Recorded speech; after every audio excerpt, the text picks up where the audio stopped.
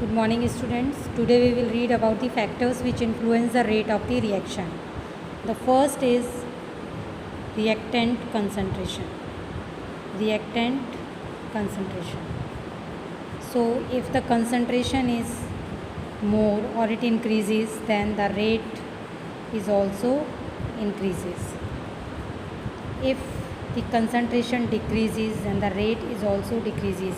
तो सभी को पता है कि अगर रिएक्टेंट किसी रिएक्शन मिक्सचर में ज़्यादा है तो रेट ऑफ रिएक्शन ज़्यादा होगी और अगर कम है तो कम होगी. Now the another factor is that is temperature.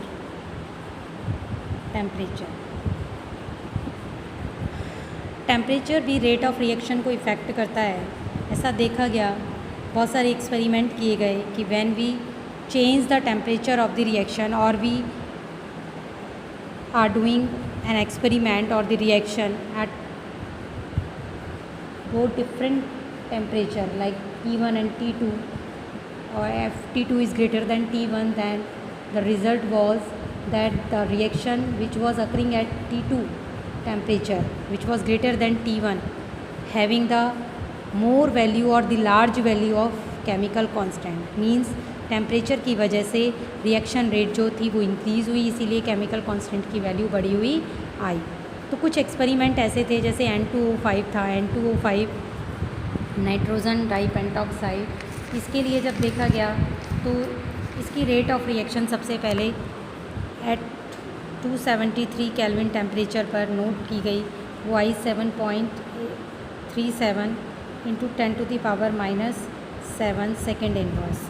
But at 298 Kelvin temperature, it was about 3.56 into 10⁻⁻5 second inverse. ठीक है, इसका मतलब क्या हुआ कि यहाँ 25 डिग्री सेंटीग्रेड टेम्परेचर का डिफरेंस था and reaction increase about 45 time. यहाँ 45 टाइम्स रिएक्शन रेट जो थी वो इंक्रीज़ हो गई और हमने टेम्परेचर कितना इंक्रीज़ किया, 25 degree centigrade rise in temperature and the reaction increases 45 time. ऐसे ही एक और दूसरा एक्सपेरिमेंट किया गया जिसमें डिकम्पोजिशन करके देखा गया, decomposition of N2O5, and when the decomposition of N2O5 was held, then it was seen when it remains half of its initial concentration, when it remains half of its initial concentration, then इसकी वो note की गई, time note किया गया कि कितने दिन में ये अपनी कंसंट्रेशन का आधा रह जाता है. तो देखा गया कि जब 0 डिग्री सेंटीग्रेड पर ये रिएक्शन परफॉर्म की गई डिकम्पोजिशन की तो इसको लगे 10 डेज़ डिकम्पोज होने में, लेकिन 25 डिग्री सेंटीग्रेड पर इसको लगे केवल 5 आवर्स. और जैसे ही टेम्परेचर 50 डिग्री सेंटीग्रेड किया गया तो इसको लगे 12 minute only.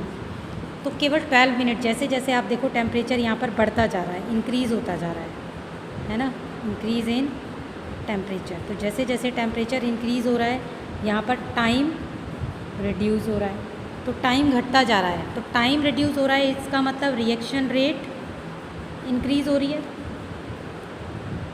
Means reaction rate is increasing.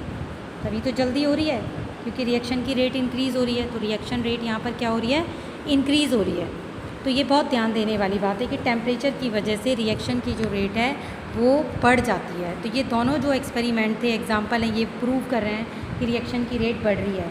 लेकिन क्यों ऐसा टेम्परेचर क्या कर रहा है कि रिएक्शन की रेट जो है वो इंक्रीज़ हो रही है. तो इसे समझने के लिए हमें किस पर जंप करना पड़ेगा, that is collision theory. We have to understand about collision theory. In molecularity also we learned about collision theory. Now again I am telling about collision theory. Now we will discuss it in detail. Collision theory. What is collision theory? As we have learned that the basic requirement for a reaction to occur is that the reacting species, whether it is molecules, atoms or ions, they should be collide to each other. This is also the basis of collision theory of the reaction. तो collision theory का जो basic concept है, जो basis है, वो क्या है,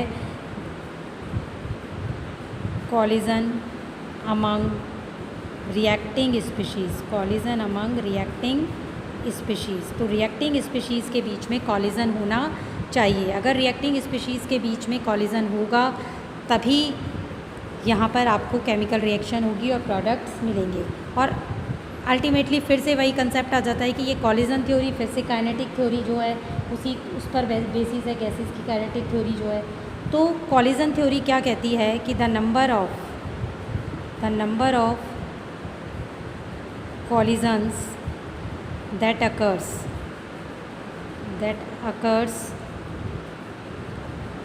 per second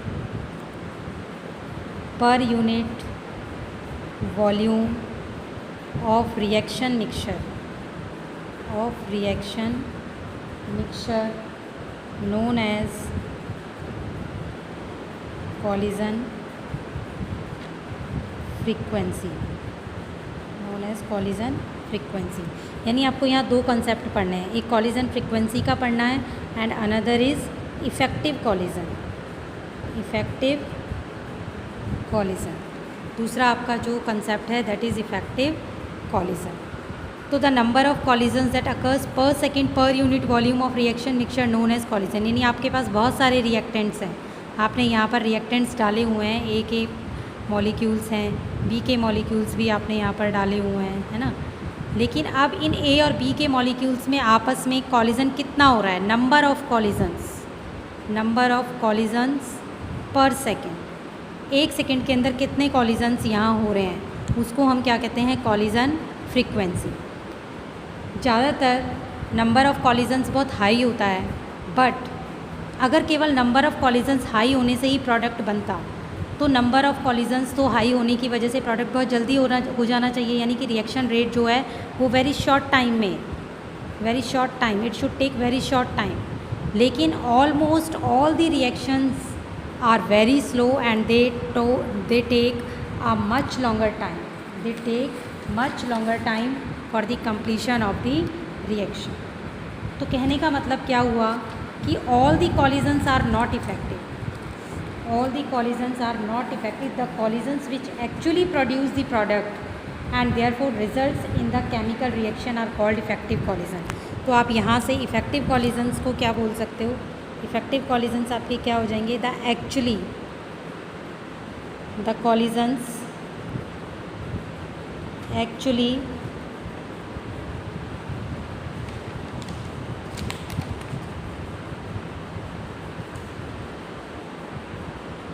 produce the product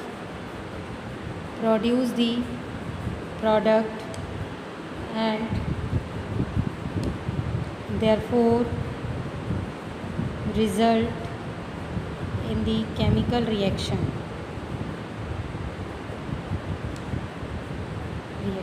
उसे हम क्या कहते हैं, इफ़ेक्टिव कॉलिजन। तो केवल कॉलिजन इम्पॉर्टेंट नहीं है, effective collision is also important. Now there are 2 barriers for effective collision. Effective collision जब होता है तो उसके लिए 2 बैरियर होते हैं and what are these barriers,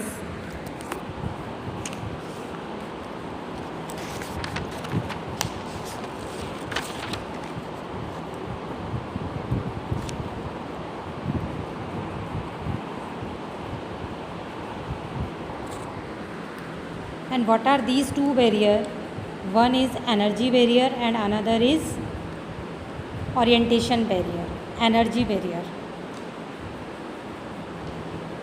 and another is orientation barrier।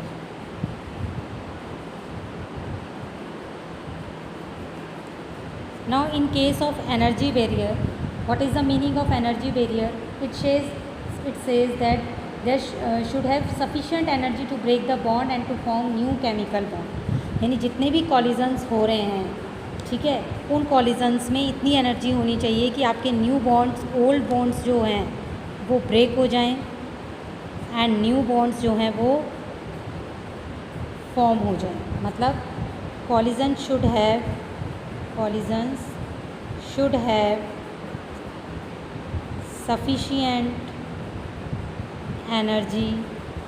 sufficient energy to break bond and to form new bond। And to form new bonds. इतनी energy उनके पास होनी चाहिए। So the minimum energy,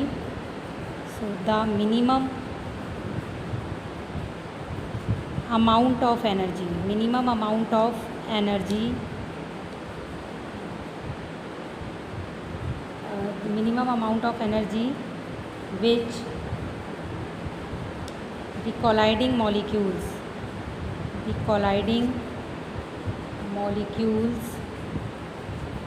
must possess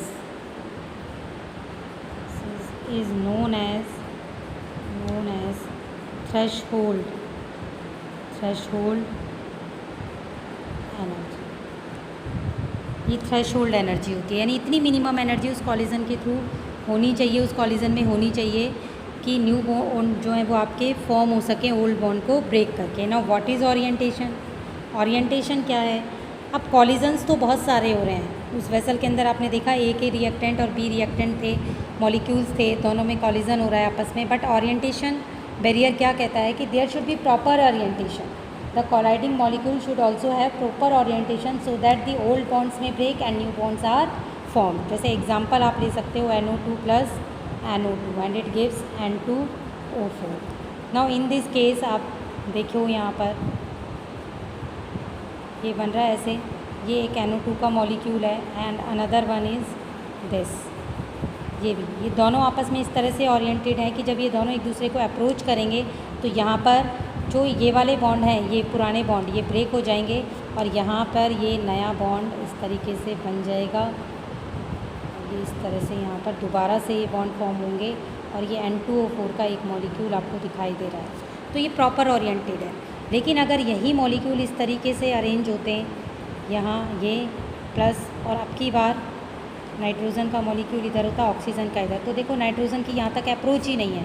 तो अब की बार ये approach गलत हो जाती है। कॉलिजन तो होता लेकिन कॉलिजन गलत होता है, यानी ये ऑक्सीजन का मॉलिक्यूल इससे टकराता और ये इफेक्टिव कॉलिजन नहीं होता। तो because it is not effective collision, that's why the product will not be form. तो it means there should be proper orientation also. अगर ओरिएंटेशन प्रॉपर होगा तो ही वो इफेक्टिव कॉलिजन होगा, तो ही आपके रिएक्टेंट प्रोडक्ट्स में बदलेंगे। तो इस कॉलिजन थ्योरी के जो मेन कंसेप्ट है वो क्या है? मेन कंसेप्ट इस कॉलिजन थ्योरी का क्या आया? फर्स्ट जो मेन कंसेप्ट है इस कॉलिजन थ्योरी का वो ये कहता है कि देयर शुड बी कॉलिजन। तो आप इसको लिख भी लेंगे, there should be collision among colliding species. पहली बात तो ये, ठीक है।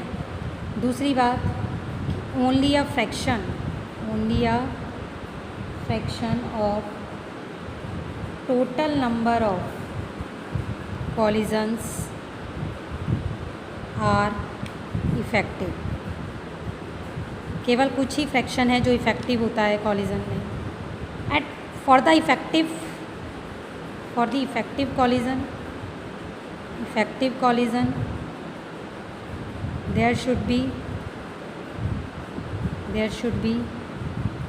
proper orientation of the molecule। समझ में आ गया आप सबको कि सबसे पहले तो कॉलिजन होना ज़रूरी है, फिर इस कॉलिजन में भी कुछ ही इफेक्टिव कॉलिजन होगा और इफेक्टिव होने के लिए प्रॉपर ओरिएंटेशन बहुत ज़रूरी है। ये तीन बात आपके समझ में आ जानी चाहिए। तो collision frequency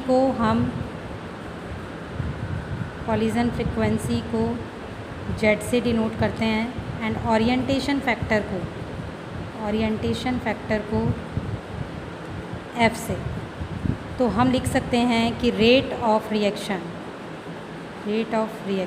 that is -dx/dt, शुरू से पढ़ते आ रहे हैं, is directly proportional to Z, ठीक है। और यहीं से rate of reaction is directly proportional to F। Orientation factor अगर ज़्यादा होगा, अच्छा होगा, तो रेट ऑफ रिएक्शन बढ़ेगी। तो आप यहीं से लिख सकते हो dx/dt is directly proportional to F × Z। तो ये सारा कॉलिजन थ्योरी है जो वो ये बताती है collision frequency and orientation factor के बारे में।